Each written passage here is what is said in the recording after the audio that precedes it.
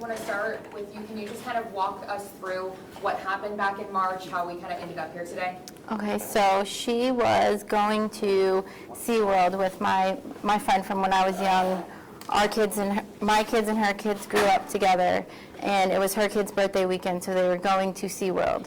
She came, she picked them up, she rented a truck to take all the kids to Orlando, and I guess she had to stop at her house and park the car while the kids, my other daughter, Lila, and her daughter waited in the back row of the car. And while she was putting stuff into it, 2 people drove by shooting, and 2 of the bullets went through the windshield and 1 hit her in the face. And you were not in town? I was not in town. I got a phone call from a cop that said that she was shot. As a mom, what's that like? So, like my worst nightmare coming true, like it wasn't real. It was just really scary. I didn't know what to think, if she was okay, if she was not okay. I didn't know where she was going. She was an hour away from me. So, I mean, I panicked. What did you do the moment you found out? Well, I just asked them what to do because I didn't know what to do. I didn't know where to go. So I asked the cop, where's she going? What hospital? And they told me that she was either going to go to Longwood or she was going to get flown to St. Mary's. So I still didn't know. So I just left. I just left and drove and didn't know I was driving. I was calling my mom, calling everybody, trying to find out what I should do. And then my friend's son called and said that she was going to St. Mary's. So I came to St. Mary's and she wasn't here yet. So I saw the helicopter come in and it landed. And I went over to the helicopter and they told me that it was her and that she was asking for me. So I just wait, when they let me go up to her and make sure she was okay, gave her a hug, and then she went in. So that's when you found out, okay, this is what happened. I laid my eyes on my baby girl. I know she's going to be okay. But she was talking to me. Yeah, everything that I thought the worst. I just couldn't. At least it didn't hurt. You said it didn't hurt. That's right. She's a tough little kid. It didn't even hurt, not a single bit. What do you remember about that day? Basically, it was pajamas, bottoms, and Luna and all that. Luna came into our classroom because it was testing that day. So I finished my test, and I was the last one finished. My TT was going to pick me up, but she was always late. But, so basically, I don't know how. And then my mom picked me up, and I don't really know how to explain the rest. You were with your friends when you guys were going to go out of town and go on Yeah. a fun weekend, right? Mm-hmm. So talking to me about what happened there. So basically, I think I fell asleep, and, I was resting my eyes, and then I fell asleep, and then it just happened. I didn't hear it. See, the only thing that woke me up was that.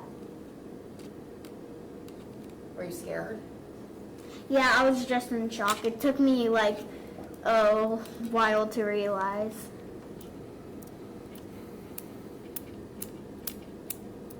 Now, Mom, looking at from the past, right, getting that phone call versus where we are here today, did you ever think that this would have been possible? No.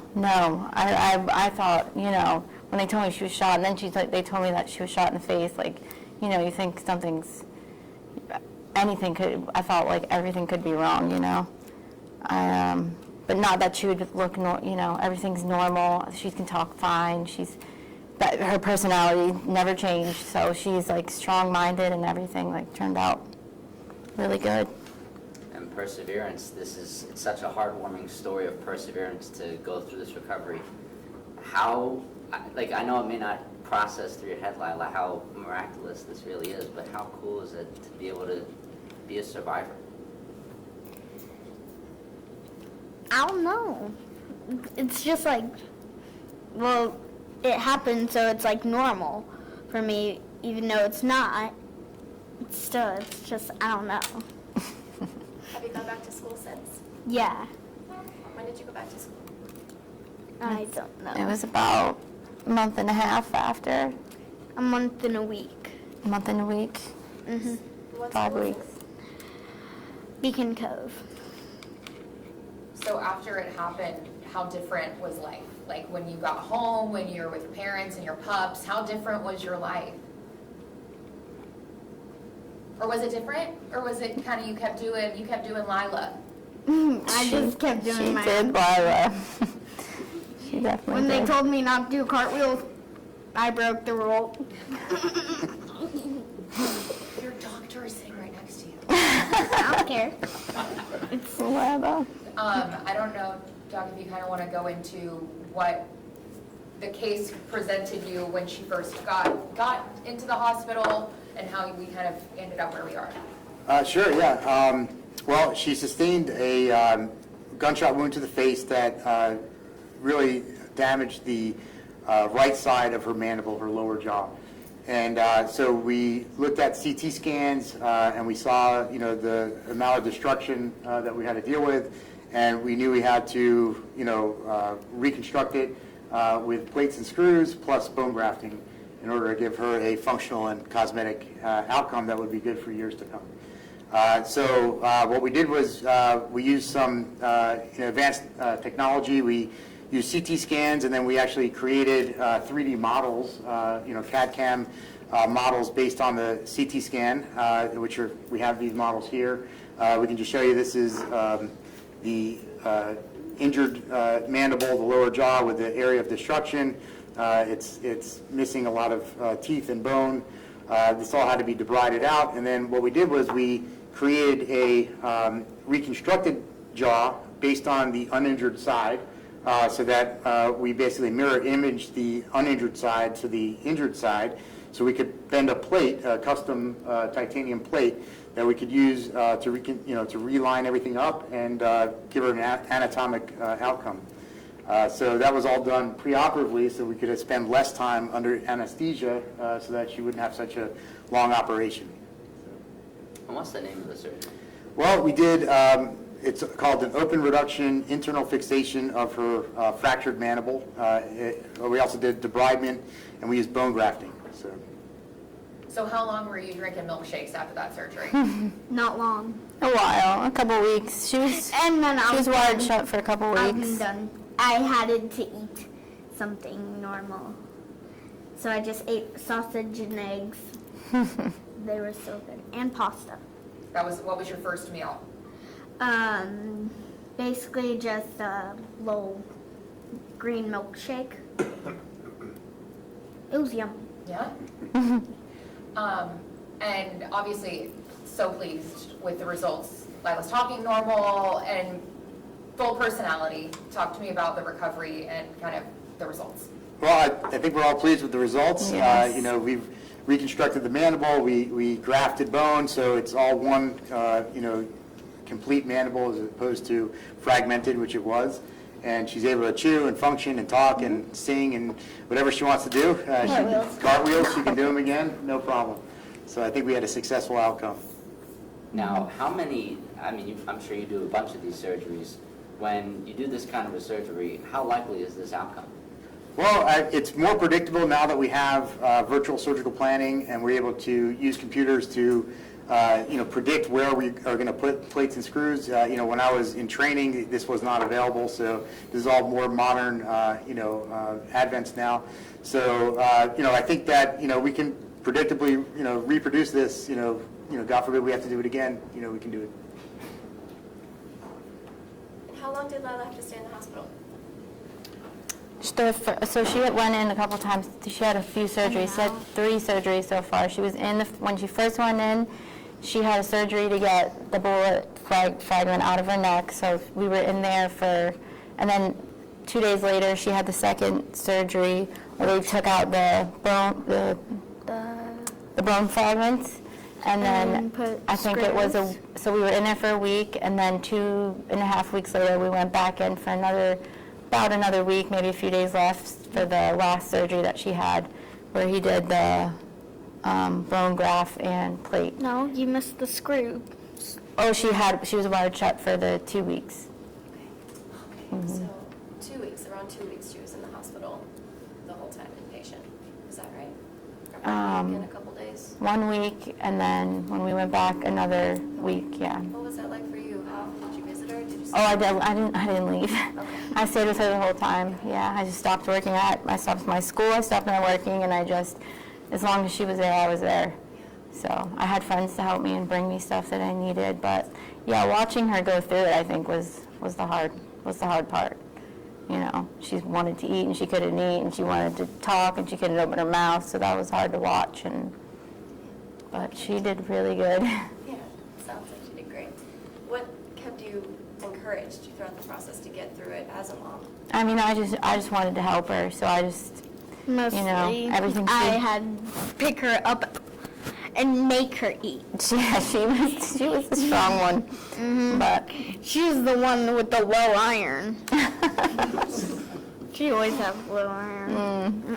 Lila, what was the hardest part for you? Mostly not being able to eat what I always wanted, like McDonald's, pickles. But you feel like back to normal, back to your old self. Yeah, as a couple of days on with the, what's it called? what? The screws, I was just back to normal. I just ate. And Doc, is there anything else in the future? Well, we're going to have to go back in just to remove that plate. It's a quick procedure, just so that it allows for her jaw to grow normally without restrictions. When will that be? We'll wait a few months, probably about 6 months. Get to the summer. Where'd the graft come from? The graft came from cadaver bone, so it's got special cells to help for growing, and but her body will kind of reabsorb that and put her own bone down, but it acts as a scaffold.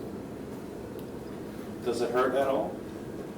I mean, like sometimes at lunch, because there's metal right next to my ear, it'll go ear piercing, and it'll like hurt a little bit. So my mom bought me earplugs, so I could just put it in the ear and I won't have to deal with it. What do you want to be when you grow up?